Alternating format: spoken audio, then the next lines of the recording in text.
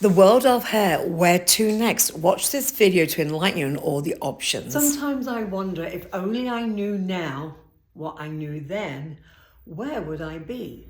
How far would I have gotten? Even though I'm definitely a believer in you're where you're meant to be, you're at the right place at the right time, and if it's meant to happen, it will happen. However, what I want to enlighten you today with is all the avenues that you can take in our awesome industry. And I have to say, I've actually done most of them, but without planning.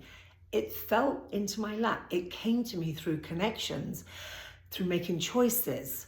So that just solidifies what I said in my opening, that if it's meant to be, it will come to you. But I want to enlighten you, especially if you're new in the industry and you're wondering what other options there are. Maybe you don't want to stay behind the chair every day, and that's fine. Maybe you do, and that's totally fine too. So I'm going to introduce you to the world of hair. The world of hair.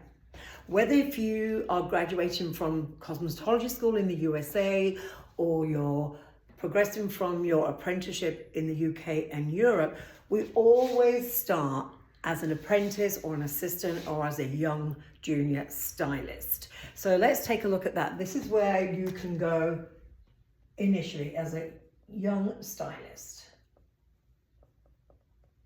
But where else can you go from there? Lots of referrals, lots of return clients, repeat clients. Where else could you go from there? Well, if you work for a big organization, a big salon organization, you could probably become a head of a department. For instance, a head of the color department. That could be a promotion. Promoted yet again to salon manager. And let's just say now you've become a salon manager. With that, you're going to gain a lot of experience and knowledge on how to manage people, how to be a leader, how to keep the salon running smoothly and organized. With that under your belt, you may want to decide to become a salon owner, a partner, or a suite owner. We can see already we've got quite a few options. Going back to the first option, I don't think it is as much as an option, because it's almost guaranteed that once you graduate from hair school or an apprenticeship, that you now are on the floor building up a clientele. I really believe it takes a good 3 to 5 years to build up a steady clientele with a great following, repeat bookings, and booked out a couple of months in advance. And that takes time to nurture that, takes time to bring that into place. And for some of us, we're happy to stay in that position. That's great, there's nothing wrong with that. Some of us may get a little stagnant, we don't want to be behind the chair so much, so we can look at other ways of doing this. So another way that we can do, network with your salesperson. In the US, we have distributor sales consultants, and I believe in the UK and Europe, you have sales consultants directly from the manufacturer. So you can network with them and let them know that you're interested in teaching and education, and how do you get involved with that. The great thing about that is you may be able to work 4 days behind the chair, depending on what the salon will be willing to work with you. Or you could do this on your Sunday, Monday, on your days off. So you'll still be able to maintain your business, your clients, but then you'll be able to, create a whole new platform for yourself, a whole new networking for yourself. Be an educator at hair shows and such. So you could become an educator. So you could become a manufacturer educator at one of their academies. That is a full-time job. So you would have to reside in one of the main cities where the academy is. So you can become a manufacturer educator. Okay, man educator. So now, how many options there are to you. But you may decide to, it's too much. You're traveling a lot, because that's what some of these positions, an educator in sales, you'll be traveling a lot. You can become a regional educator, a district educator, a national, and even maybe an international educator. If you like to travel and you like to switch things up, this is a great role to pursue. But have you ever thought about a cruise ship? I did that. I worked on a cruise ship for a short period of time. It really wasn't my cup of tea, but at the time I did what I did and it was fine. It served its purpose at the time. If you're interested, I believe Steiner, they were around when I worked on the cruise ship. So if you're interested, you can always look into the Steiner corporation and see if they still have that as an option. To meet people from all over the world, again, you can expand your network of friends, your network of business, and really just have an awesome all-around experience by traveling around by ship. About an editorial stylist. An editorial stylist, typically you would be represented by an agency and you would be going out to different scenarios, different sets, different scenes, different locations to do whatever the project is. Will include travel and again expanding your network and your connections and travel. So if you like to travel and you like to do hair, some celebrities and famous people. And in that case, if you do become a celebrity hairstylist, in some cases, that celebrity is the only person you do, especially if they have a very tight tour travel agenda. That way you're only working and doing that person's hair for the whole duration of the tour. With that will come travel, you'll meet international people, you'll get to work with the team that is the hair, the makeup, and again, it's a different way of expanding yourself, but still doing hair. You may want to become a part-time educator with your favorite product that you use in the salon.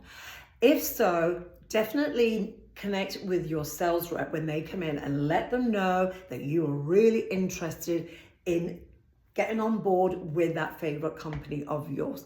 This will open up the door again to networking, traveling. Maybe it's just district originally, but you can grow up with the company. You can go through the ranks, so it could become regional, and it could even become national and international. So that's another way where you're still maintaining your salon business. Some salons allow their hairstylists to work 4 days a week, Wednesday through Saturday. That means you've got Sunday, Monday, and Tuesday off, so to speak. And those are the days that you can do your training. Salons, when they have in-salon education via reps or not, independents, often they take place on a Sunday, Monday, and sometimes a Tuesday. So this would be like you would be in education. I have done this and I really loved this method for me because I love being behind the chair. I love my clients and I love to create.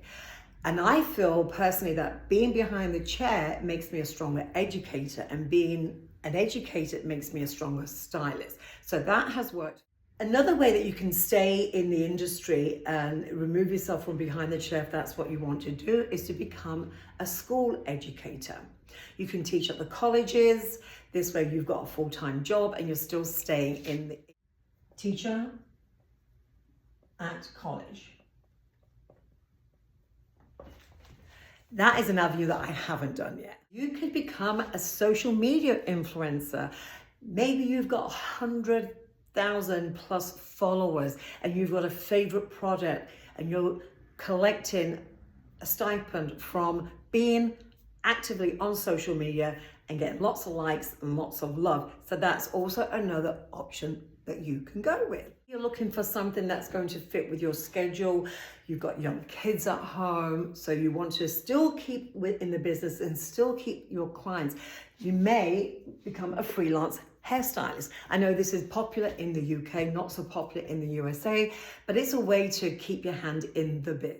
Another avenue is to start a podcast or have your own show. This way you can engage with your guests that you invite onto your podcast and enlighten your audience with their experiences and their knowledge and expertise. So this is another avenue that you can explore. Podcasts. How about dramatic? How about the arts? How about theatre? You can work with your local theatre. If you have a local theatre near you, I would explore that route first and just ask if you can be involved with the hairdressing side of it. This way you can learn some tips and tricks on how to place a wig, how to dress a wig, and so forth. And if that's an avenue that you really love to do, then you can work your way through the avenues of that, and maybe even work on movies. Both of those will include travel if that's what you want. It will include a lot of diversity because different movies, different theatre productions. So this way you're always going to be revved up and pumped up. So these are some ways that you can explore our industry around the world of hair. And there are many options to take. When I was a rookie, blah, blah, blah, years ago, over 40 years ago, I had no idea of all of this, none of it. I didn't have a mentor that I could look up to and say, hey, I want to do that, help me out. Or they could recognize you and recognize your talent and say, hey, come with me, come and assist at this event, at this show. I didn't have that. However, I have managed to do pretty much most of what's on this world. And that's, some of it's been by chance, being in the right place at the right time, the right connections. So don't forget that whenever you're out there networking, always remember that you could meet these people maybe a month, a year, or even several years down the road that can help you get up that ladder, depending on where you want to go. But I just wanted to share this with our industry, and hopefully this will enlighten you if you're new into the industry, and even if you're not new into the industry, you've been around as long as I have, maybe you need to know this so that you can make a shift in your industry, not be behind the chair as much or get away from behind the chair. So the exploration is there, the adventure is there, and I want you to know that there are many options for you to choose in the world of hair. Thank you for watching, and please share this with anyone in the industry, especially if they're newcomers and they're wondering what avenues to take, but also for anyone that's in the industry that is considering a shift but wants to stay in the industry. Hope this helps. Please comment any other options I may have left out to keep us enlightened.